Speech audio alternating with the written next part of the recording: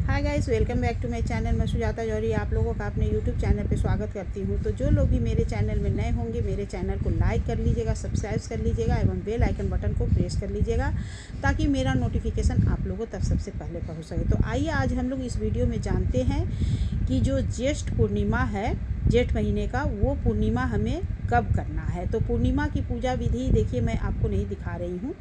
तो पूर्णिमा की विधि तो हमेशा हर बार एक ही तरह की होती है पूजा, इसलिए पूजा जो आगे मेरी वीडियो पीछे की पड़ी होगी उसमें आपको दिखाई देगा कि हमें पूर्णिमा में पूजा कैसे करना चाहिए। तो साधारण विधि से देखिए हम लोग अपने घर पे भी पूजा कर सकते हैं और आप ब्राह्मण को बुलाकर भी पूजा कर सकती हैं। तो ये ज्येष्ठ पूर्णिमा जो है ये थोड़ा अधिक महत्वपूर्ण है, इसलिए आप इसमें ब्राह्मण को बुला करके कथा सुन सकती हैं। तो कथा सुनने के लिए देखिए हमें क्या करना है। यदि आप साधारण विधि से करना है तो आप आपके घर में कान्हा जी होंगे तो आप कान्हा जी को बैठा लीजिएगा। तो पूजा करने के लिए देखिए हमें एक चौकी लगा लेना है। चौकी पे आप लक्ष्मी नारायण का फ़ोटो रख लीजिएगा और फिर गणपति जी का फ़ोटो रख लीजिएगा और आपके घर में लड्डू गोपाल की सेवा होगी तो आप उन्हें भी विराजित कर लीजिएगा। उसके बाद से पूजा आप कर लीजिएगा। पूजा में आप प्रसाद में आप पंजीरी बना लीजिए और पंजीरी यदि नहीं बनाने पाती हैं तो आप मार्केट से फल मंगा करके भी आप बतासा मंगा करके पूजा कर सकती हैं। इसमें सबसे ज़्यादा महत्वपूर्ण हमारे लिए क्या होता है तो पंचामृत हमें ज़रूर बनाना है। तो देखिए पूजा करने के लिए सबसे पहले हमें गणेश जी को स्नान कराना है, अपने लक्ष्मी नारायण को स्नान कराना है। उसके बाद से कान्हा जी को तो सुबह सवेरे ही स्नान करा के बैठा देती हूँ, इसलिए कान्हा जी को भी स्नान कराना है। फिर सभी को वस्त्र समर्पित करना है, फिर सभी को चंदन टीका लगाना है।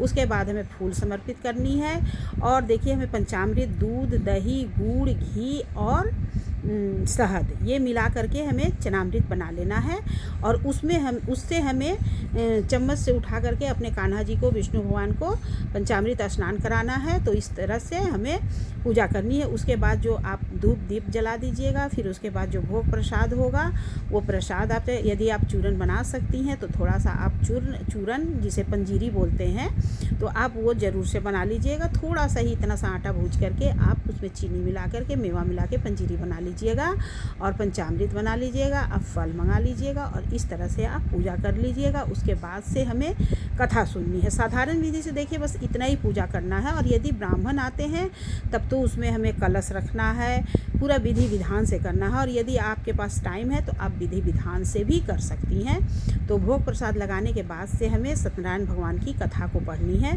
सत्यनारायण भगवान की कथा पढ़ने के बाद जब कथा समाप्त हो जाए तो हमें थोड़ा सा हवन कर लेना है और हवन करने के बाद हमें आरती कर देनी है। आरती हमें कपूर से करनी है और ये पूजा आप चाहे तो सुबह में भी कर सकती हैं और चाहे तो आप शाम को भी कर सकती हैं। तो सूर्यास्त होने से पहले सत्यनारायण भगवान की पूजा मतलब समाप्त हो जानी चाहिए। सत्यनारायण भगवान का जो पूजा है वो 12 घंटे का होता है। 12 घंटे के अंदर हमें कर लेना है, सुबह से लेकर के शाम तक में कर लेना है। तो इस तरह से हमारी सत्यनारायण भगवान की पूजा हो जाएगी और फिर उसके बाद हमें प्रणाम करके प्रसाद ग्रहण करना है। घर में जितने भी मेंबर हैं सभी को प्रसाद देना है और उसके बाद देखिए आप सीधा का दान जरूर करिएगा। सीधा का दान ही सबसे बड़ा महादान है। तो हमें सीधा में चावल, दाल, चने का दाल, सीधा में कभी भी आप चने का दाल ही दान करिएगा। चने का दाल, आलू, नमक, हल्दी ये सब सामग्री और उसमें कुछ दक्षिणा रख करके आप किसी ब्राह्मण को दे दीजिएगा यदि आप ब्राह्मण अपने से पूजा करती हैं तो। और यदि आपके घर में ब्राह्मण आके पूजा करवाते हैं तो आप उन्हें भरपेट भोजन करवाइएगा। उसके बाद आप उन्हें सीधा दक्षिणा दे करके विदा करिएगा। तो इस तरह से हमें ज्येष्ठ पूर्णिमा की पूजा करनी चाहिए। और तो देखिए साल 2026 में जो ज्येष्ठ पूर्णिमा है वो 29 जून दिन सोमवार को पड़ रहा है।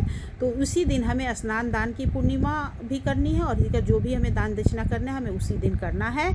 और ये हमारे ज्येष्ठ महीना का अंतिम दिन हो जाएगा। तो ज्येष्ठ का महीना हमें ख़त्म हो जाएगा और इस बार अधिक मास लगा था इसलिए ज्येष्ठ का 2 पूर्णिमा लगा, लेकिन ये पूर्णिमा अधिक महत्वपूर्ण है। तो यदि आप लोगों को मेरा वीडियो अच्छा लगा हो तो मेरे वीडियो को लाइक, कमेंट एवं शेयर कर दीजिएगा और सभी को राधे राधे। सभी को सत्यनारायण भगवान की ढेर सारी शुभकामनाएं।